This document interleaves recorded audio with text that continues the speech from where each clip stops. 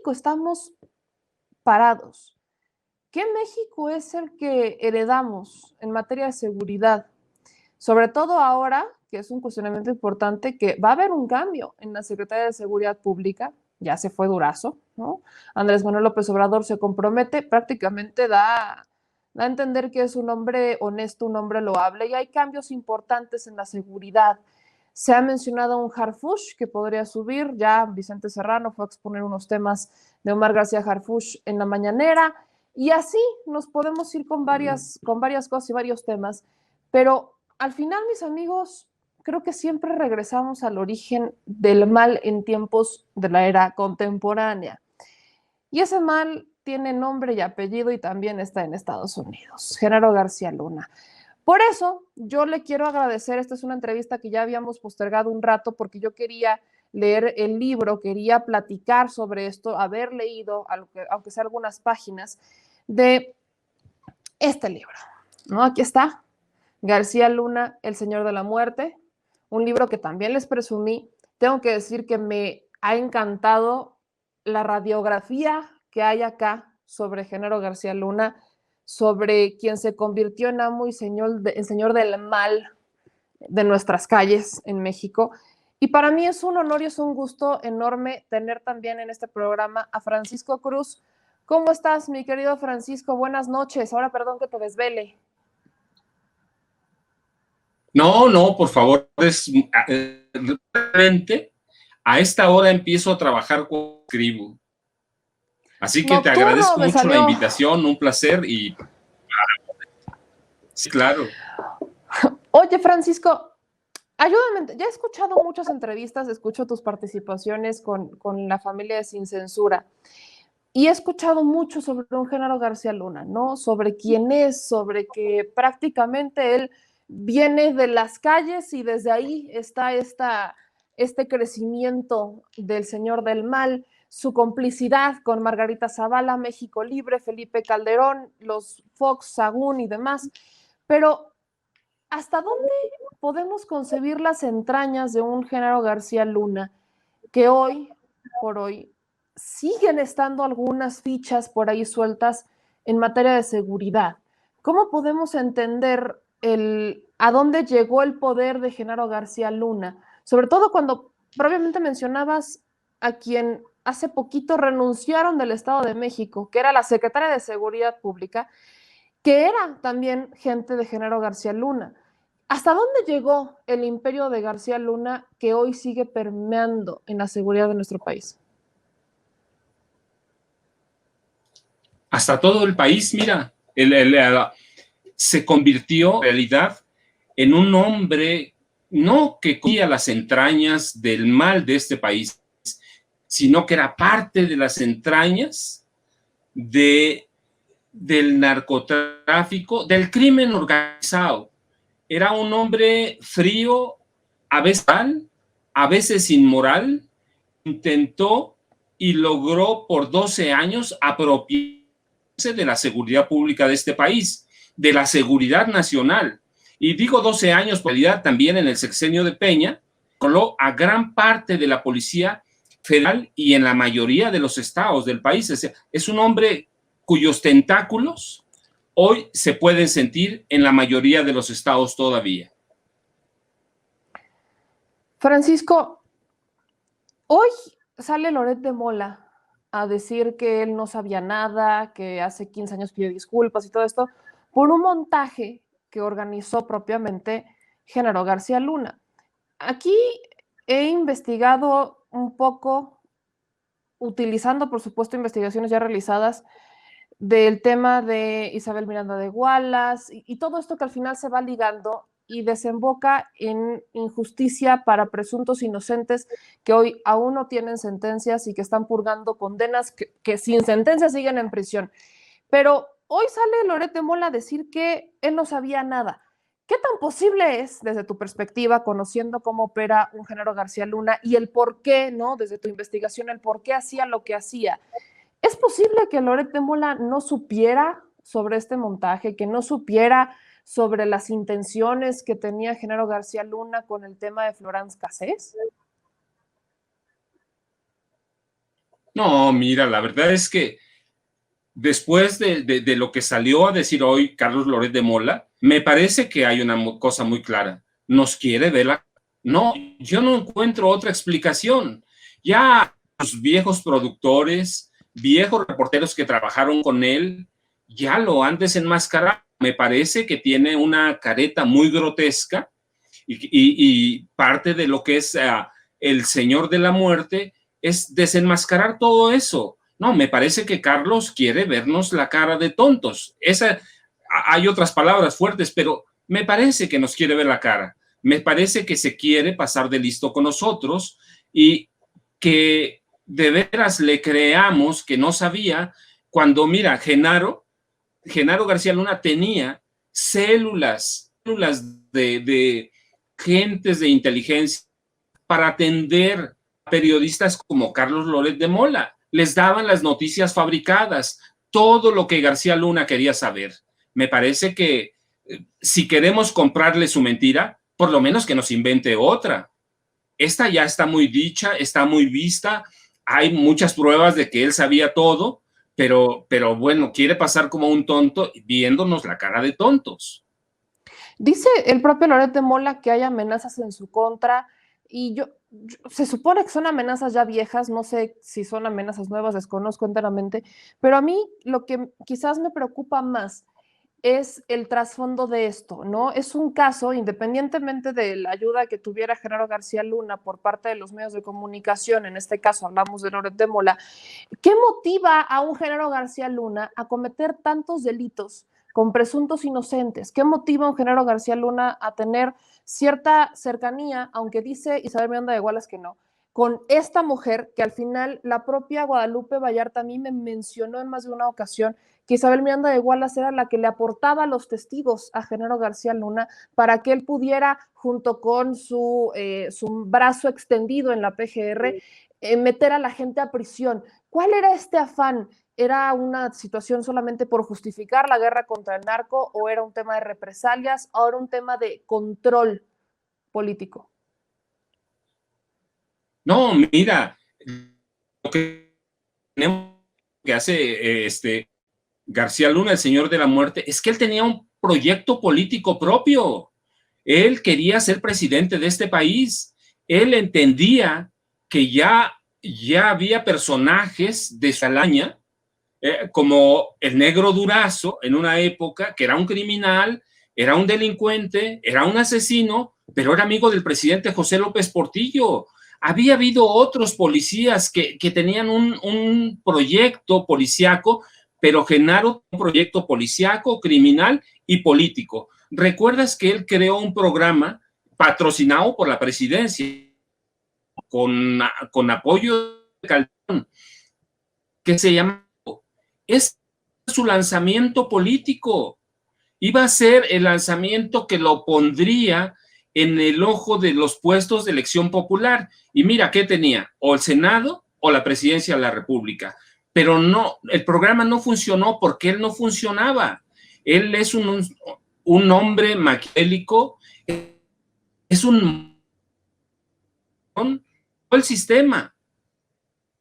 Felipe Calderón, Vicente Fox, Rita Zavala, cuando todavía no estaba casada con Fox, Margarita, la esposa de Felipe, es un monstruo que no tenía moral y que a veces era inmoral.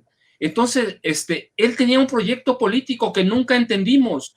Cuando llegó él al CISEN en 1989, ya venía con un proyecto policíaco que fue agrandando porque descubrió que podía manipular, porque descubrió que podía tener periodistas de los intelectuales, porque el sistema le podría permitir hacer todo. No solo enriquecerse, que eso es una parte, sino tener el poder, tener el control de este país a través del crimen organizado, tener el control a través del miedo a los ciudadanos. Mira, las víctimas mortales en los sexenios de Fox y Calderón oficialmente son casi 180,000, pero hay números estos porque cuando llegó Enrique Peña Nieto, llegaron a un acuerdo para ver las cifras del crimen en México. Sí, es un hombre que tiene un proyecto político y que nunca nadie lo entendió, pero además nadie lo investigó. Y ese es el propósito del libro. Justamente este libro, acá que ya tuve la oportunidad de comenzar a leer, hace, como bien decía, una radiografía de un Genaro García Luna que tú bien retratas y lo acabas de mencionar como alguien que se sabía mover muy bien en el sistema. A mí me cuesta mucho trabajo ver en un Genaro García Luna un talento como para hacer un proyecto político que le llevara a una presidencia de la República, sobre todo cuando solamente por mencionar le costaba trabajo hablar en público, le costaba trabajo expresarse en público, le costaba trabajo hablar de frente con la gente e incluso desde mi perspectiva en alguna ocasión lo comenté acá, Genaro García Luna en sus spots, todo prácticamente decía que eran instrucciones de Felipe Calderón. Decía, y de hecho comenzaba sus spots diciendo, con instrucciones del presidente Felipe Calderón, y todo se lo aventaba a Felipe Calderón. No era una persona capaz de asumir que habían sido decisiones propias. Por eso a veces cuesta trabajo pensar que esta persona que retratas en El Señor de la Muerte, García Luna, El Señor de la Muerte, sea alguien que tuviera un proyecto propio. No hay forma de pensar que fue un títere de Felipe Calderón o cómo podemos entender que este Genaro García Luna que tú retratas acá se manejara de esa manera. Fue una pantalla para hacerse ver como el inocente o el, ¿cómo llamarlo? El chiquito, cuando en realidad era un gran monstruo que movía todas las piezas y quería que esa imagen se proyectara de él para lograr estas aspiraciones. Bueno, tienes que recordar,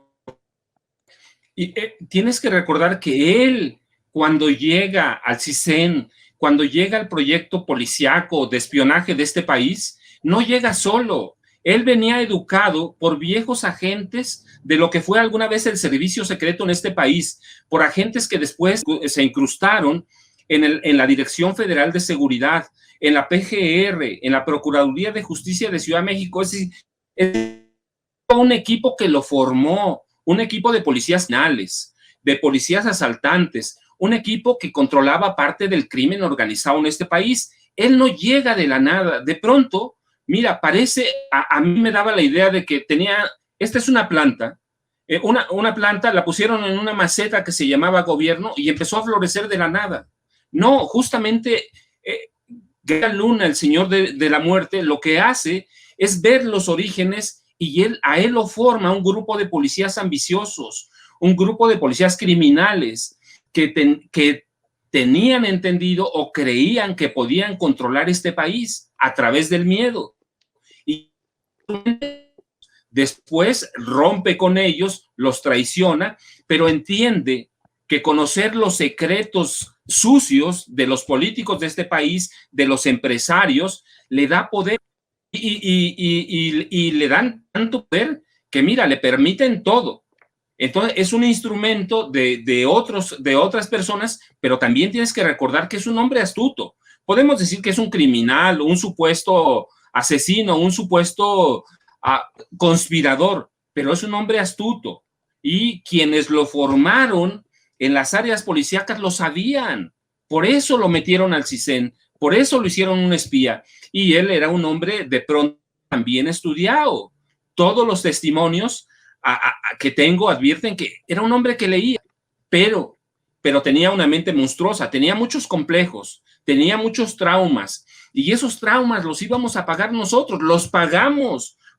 Cualquiera de nosotros haber sido víctima casual de un asesinato. Era un hombre que llegó con una mente maquiavélica formando policías criminales. ¿Qué tan descabellado? Aquí yo veo a muchas personas acá decir que si Genaro García Luna era un símil del negro Durazo, ¿qué tan descabellado o qué tan alejados estamos de esa aseveración? Era peor que el negro Durazo, porque mira, el negro Durazo sabíamos que era un criminal, que era un delincuente, que tenía un proyecto. Con Genaro García no sabíamos nada. Pero el problema es que no solo no sabíamos nada, sino que nunca nadie se preocupó en investigarlo. Nunca nadie se preocupó en saber quién era, cómo pensaba, de dónde ha salido. Entonces, no, era peor que el negro Durazo, porque nos vendió la imagen de un policía recto, de un personaje, un funcionario que quería crear una policía científica mientras negociaba con el crimen organizado. Era un hombre astuto, era un hombre que sabía lo que quería. Y con Calderón se encontró a su símil, se encontró a su espejo. Era un hombre que pensaba que podía jalar el gatillo en cualquier momento. Y Felipe lo encontró también a su espejo. Si los dos, uno es genocida, pero el otro alaba el arma o el gatillo de las armas. Entonces, es peor que el negro Durazo, peor que Nazararo, peor que Guillermo González Calderón y que fue el superpolicía de Carlos Salinas de Gortari. Es un hombre que negoció con todos los capos y a todos los traicionó, negoció con los policías y a todos los traicionó, y en el momento que él encontraba una traición de uno de sus comisarios, lo mandaba a matar. Ahora, Francisco, en este libro tú haces, insisto, una radiografía que valdría la pena hasta exportarla a Estados Unidos en tiempos de este juicio, para que le echaran una leidita, para que vieran con quién se están enfrentando. Recuerdo que escuché esta audiencia de Genaro García Luna, en donde la pospone, bueno, termina la audiencia y hablan de esta nueva audiencia de diciembre, en donde ya mencionan audios, mencionan que toda esta información, pruebas y demás, es un caso que parece extremadamente sólido en contra de Genaro García Luna, y cuesta trabajo creer que este Genaro no tenga una estrategia, ¿no? Después de leer esto, después de leer García Luna, El Señor de la Muerte, cuesta entender que Genaro García Luna en prisión en Estados Unidos no tenga una estrategia para defenderse. Desde tu perspectiva, ¿cuál sería la estrategia? Muchos hemos dicho que podría estar negociando algún trato, pero no se ha visto esto. Y la otra opción que se ha puesto sobre la mesa es que siga la ruta del Chapo Guzmán y que eventualmente empiecen a salir otros nombres que desde nuestra perspectiva, pues el único nombre que aquí podría salir es el de Felipe Calderón. Pero este señor tan astuto, ¿qué estrategia podría estarse planteando después de haber tenido tratos con todos y traicionado a todos? Bueno, mira, primero, tiene muchas cartas que jugar. ¿Las va a jugar? Eso no lo sabemos, pero que tiene muchas, sí. No solo Calderón, él puede traicionar también a Margarita. Zavala Gómez del Campo puede traicionar a Carlos Salinas, a Vicente Fox, y puede traicionar a algunos generales que él conoce muy bien, que negociaron con el crimen organizado. Tiene muchas fichas. ¿Cuál es su problema? Que vive aislado en la prisión en la que está en Nueva York. Me da la impresión, te lo contesto más con un dicho que tenemos, que se le ha olvidado: para mafioso, mafioso y medio. Estados Unidos, desde los principios de 2000, sabía quién era, lo siguió, lo usó, pero Genaro, en su soberbia, porque es un ser soberbio, todavía no tiene idea de todo lo que está en juego.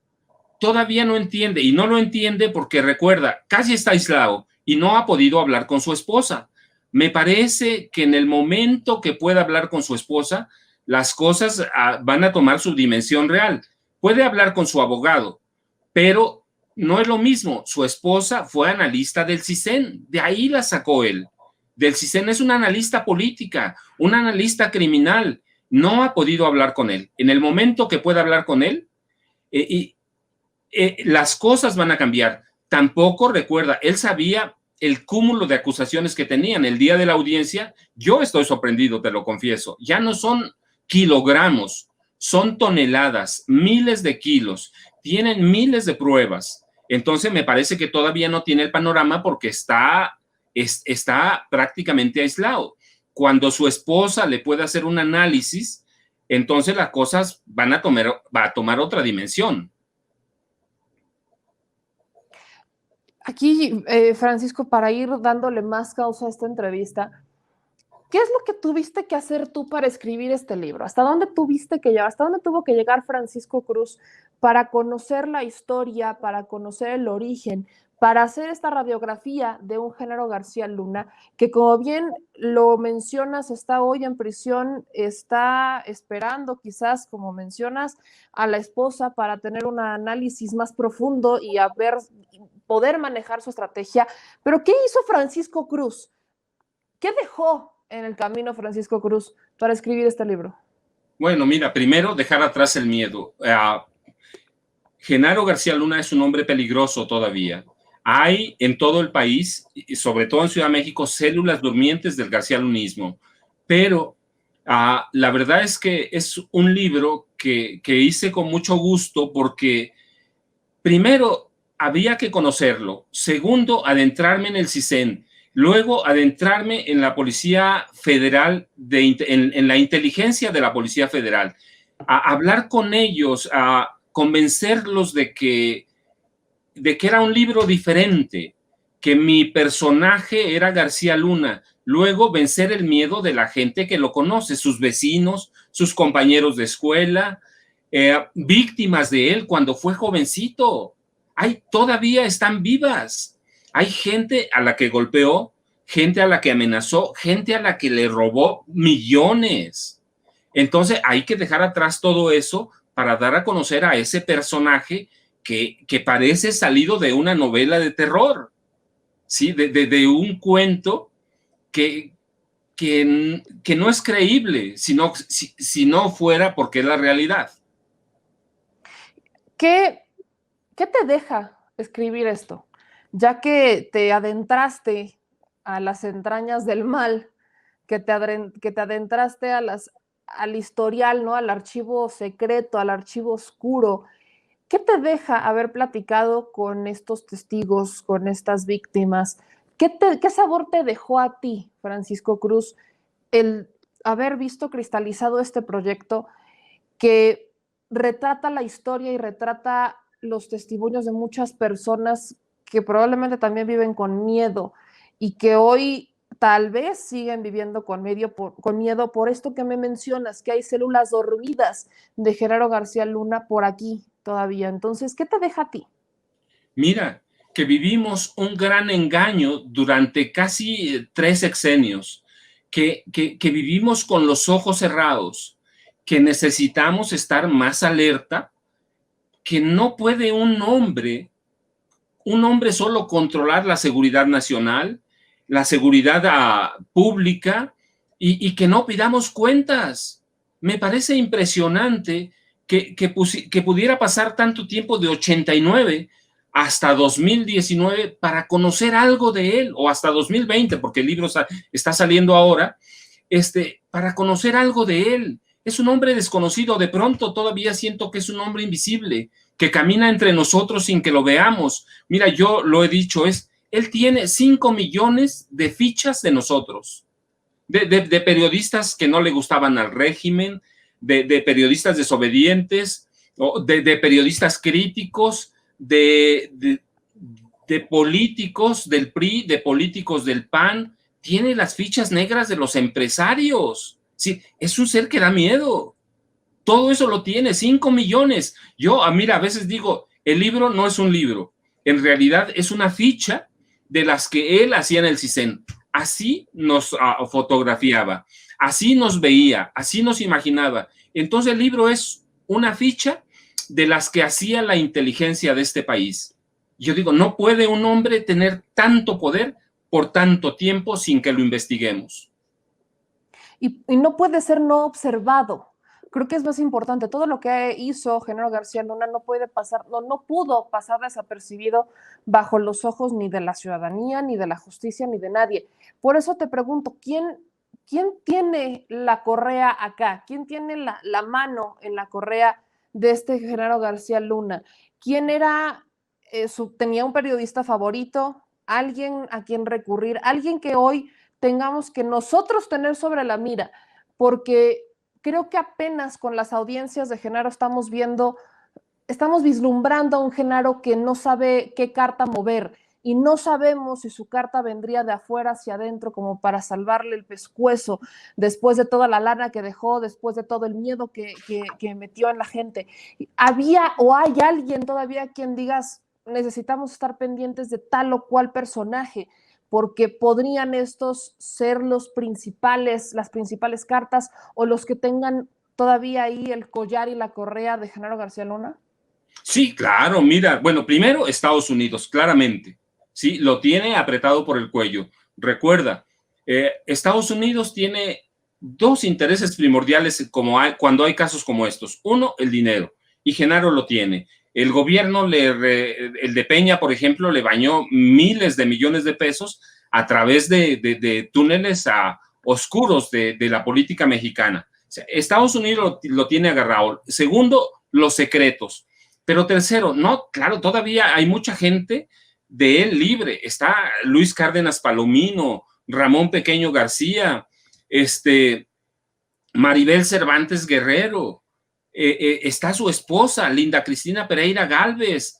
Todavía tiene mucha gente, y el libro está bañado en algunas partes de nombres de viejos policías, o jóvenes, pero viejos, que están, yo los llamo células durmientes, esperando para saber cuáles son las órdenes del jefe. No, todavía hay mucho. Cada policía de cada estado tiene un García Luna durmiendo. Él tiene sus exámenes de confianza, tiene las fichas criminales y psicológicas, exámenes de confianza de 500,000 policías que habían activo hasta 2018. Él los tiene en todo el país, y de algunas policías municipales, todas las estatales, algunas municipales. No, todavía hay muchísimo, pero está libre Luis Cárdenas Palomino, que era su sombra, su espejo, su mano derecha, su mano izquierda. Ramón Pequeño García igual.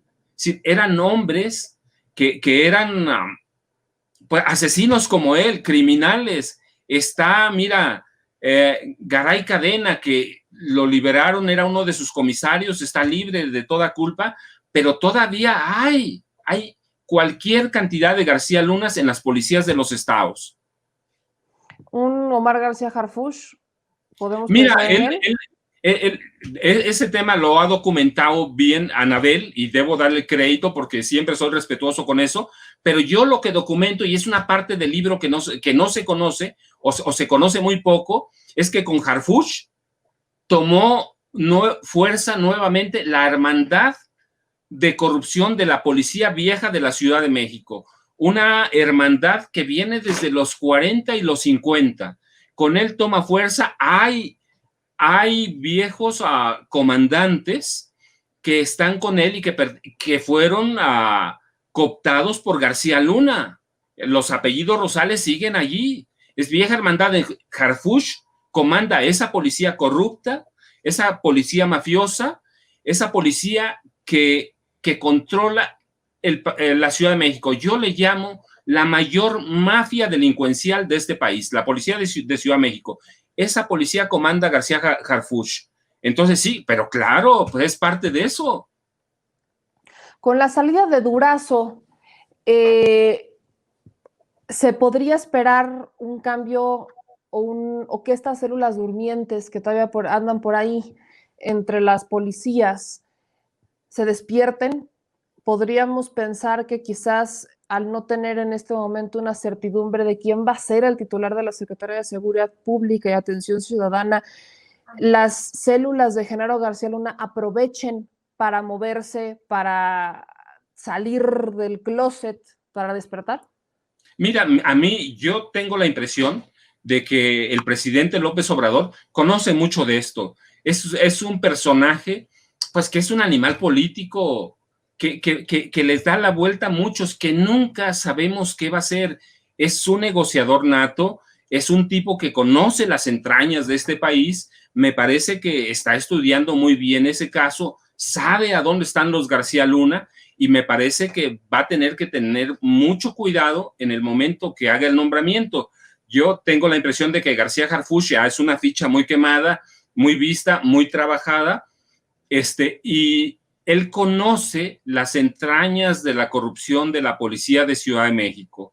Me parece que él tiene cómo jugar su juego, cómo atender el problema de la seguridad pública y cómo atender la salida de Durazo, de la Secretaría de Seguridad. Yo creo que hay que entender cómo trabaja Andrés Manuel López Obrador. De pronto nos pone todas las fichas en la mesa sin que las veamos. Es un político con mucha experiencia, con mucha rudeza, que está haciendo su trabajo, y me parece que va a tener que atender algunos cuestionamientos señalados por ti, por Vicente Serrano, por Anabel Hernández, por Jesús Lemus. Va a tener que atender esos cuestionamientos, no los puede ignorar. Pero otra vez, López Obrador es un político que tiene, pero una experiencia muy recorrida, y nunca vemos por dónde o para dónde van sus nombramientos. Entonces, para ir ya cerrando, mi querido Francisco Cruz, autor de García Luna, El Señor de la Muerte, yo se los recomiendo ampliamente. ¿Qué tanto nos falta por conocer de García Luna y qué tanto nos falta por limpiar de Genaro García Luna? ¿Cuál es el reto acá? Ya se ha hablado mucho de que cualquier persona que tuviera un vínculo con Genaro García Luna tendría que dejar el cargo y demás, ¿no? Pero ahí vemos que todavía hay personas que trabajan y que están operando, que tuvieron contacto con Genaro García Luna, que fueron cercanos a Genaro García Luna más bien, y que ahí siguen. Entonces, ¿qué nos falta por conocer de este señor que está en Estados Unidos acusado toneladas de droga? Muchísimo, mira, hay que ver a los gobernadores. Hay que ver a los gobernadores. ¿Cuántos de ellos tienen a García Lunas en sus policías? La mayoría de los gobernadores o son del PAN o son del PRI. Ellos no han hecho cambio en sus policías. No, nos falta, creo que mucho. Me parece que algunos gobernadores habría que seguirlos más de cerca, por ejemplo, el de Guanajuato, el de Tamaulipas, el de Jalisco, que de antemano pues ya son gobernadores golpistas prácticamente, ¿no? Eso ya es un hecho. No se necesita un análisis más profundo. Hay que ver quiénes controlan las policías, y son los gobernadores de esos estados gobernados por el PRI o por el PAN, que no han hecho un solo cambio. Del Mazo lo hizo ya presionado de última hora, sacando a Maribel Cervantes Guerrero. Pero hay que ver, tenemos a los gobernadores que antes que hacer un cambio están amagando con separarse del pacto federal. Me parece que es una balandronada, que no lo van a poder hacer, pero están jugando sus fichas políticas, están jugando su futuro político. Hay que ver que algunos de ellos recibieron dinero, no solo del narco, ¿sí? Y que hay documentado, sino, por ejemplo, del huachicoleo. Es decir, no es tan fácil. ¿Por qué? Porque bien, López Obrador puede ordenar cambios federales, pero los cambios estatales los tienen los gobernadores. Mi querido Francisco, cuéntame en dónde puede conseguir la gente este libro, ¿no? Platícale un poquito a la gente de dónde puede conseguir este libro, porque voy viendo los comentarios y están diciendo, hay que leer este libro, hay que entenderlo, hay que conocer, ahora sí que hay que conocer enemigos, si así lo quieren ver. ¿En dónde lo pueden encontrar, mi querido Francisco? Pues mira, prácticamente ya está de hace 2 semanas en todas las librerías de México, en todas las mayores, en todas las redes digitales, en los sitios digitales mayores, ya está. De pronto uno presume o le gana el ego. En las últimas 3 semanas fue el libro más vendido en algunas redes digitales, en algunas tiendas de venta de libros. Entonces ya lo pueden adquirir en todas partes de hace 2 semanas impreso y 3 semanas la versión digital. Buenísimo, pues yo de verdad los invito a que lo compren, a que lo adquieran. Nosotros vamos a hacer una rifa para regalar uno de estos libros, porque yo sí creo que vale la pena compartir esta información. Y querido Francisco, yo te invito a este espacio para que vengas las veces que sea necesario, las veces esta también es tu casa. Yo estoy agradecidísima por este tiempo de desvelado. Tú dices que hasta ahora trabajas, entonces pues ya te agarré calientito para que trabajes bien y seguir pendiente de tu trabajo, que yo de verdad estoy admirada de lo que leo, la calidad de la redacción, la calidad de los testimonios, porque ahí leía un comentario, es que es amarillismo. No, mis niños, yo aquí veo mucha investigación, veo una redacción importante y hasta un anexo, ¿no? Para los que no saben, trae hasta un anexo aquí en la parte de atrás, donde viene el acta de nacimiento de un Genaro García Luna y demás, que por supuesto le da un sustento a esta investigación que de verdad debería ser tomada no solo para cultura general y conocimiento, sino para investigación. Entonces yo por eso te invito, mi querido Francisco Cruz, a que vengas aquí regularmente si puedes, para seguir dándole con muchos más temas y seguir muy de cerca tu trabajo. No, claro, el día que me invites, con mucho placer, de veras, lo que sea. Pues en eso estamos. Yo te agradezco mucho, Francisco Cruz. Ahora sí, te dejamos seguir trabajando y estamos en comunicación. Te mando un abrazo a la distancia. Meme Yamel, igual, muchísimas gracias, un abrazo para todos, gracias de veras.